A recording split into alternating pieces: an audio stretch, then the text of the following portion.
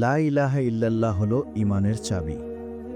এই কালিমা পাঠ করলে ঈমান মজবুত হয়। যে ব্যক্তি কালেমা পাঠ করে মৃত্যুবরণ করবে ওই ব্যক্তি জান্নাতি হবে। মুমিন বান্দার কাছে কালিমার জিকির সর্বোত্তম জিকির। লা ইলাহা ইল্লাল্লাহর জিকিরে মুমিন বান্দার অন্তর প্রশান্তি লাভ করে। হজরত মুয়াজ ইবনে জাবাল রাদিয়াল্লাহু আনহু থেকে বর্ণিত হয়েছে, হজরত রাসূল সাল্লাল্লাহু আলাইহি ওয়াসাল্লাম ইরশাদ করেছেন, জান্নাতের চাবি হল এই সাক্ষ্য দেয়া যে আল্লাহ ছাড়া কোনো প্রতিপালক নেই। মুসনাদ আহমাদ, হাদিস নং 22102।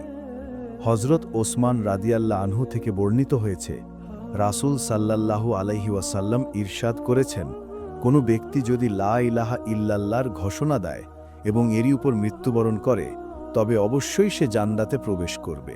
মুসলিম, হাদিস নং 26।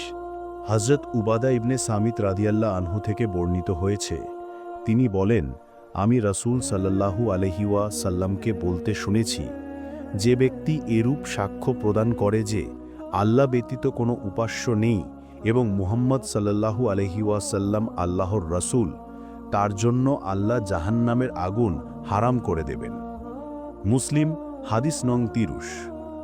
হযরত আবু হুরায়রা রাদিয়াল্লাহু আনহু থেকে বর্ণিত হয়েছে, রাসূল সাল্লাল্লাহু আলাইহি ওয়াসাল্লাম ইরশাদ করেছেন, কোনো বান্দা যদি ইখলাসের সাথে কালেমা লা ইলাহা ইল্লাল্লাহ পাঠ করে তবে তার জন্য আকাশের দরজাগুলো খুলে দেয়া হয়।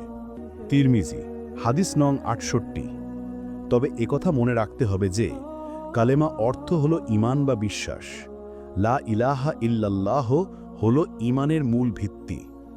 আল্লাহ তায়ালাকে একমাত্র উপাস্য মেনে ইবাদত বন্দেগী কিংবা দান সাদকা না করলে ওইসব আমল ও দান সাদকা পরকালে কোনো কাজে আসবে না।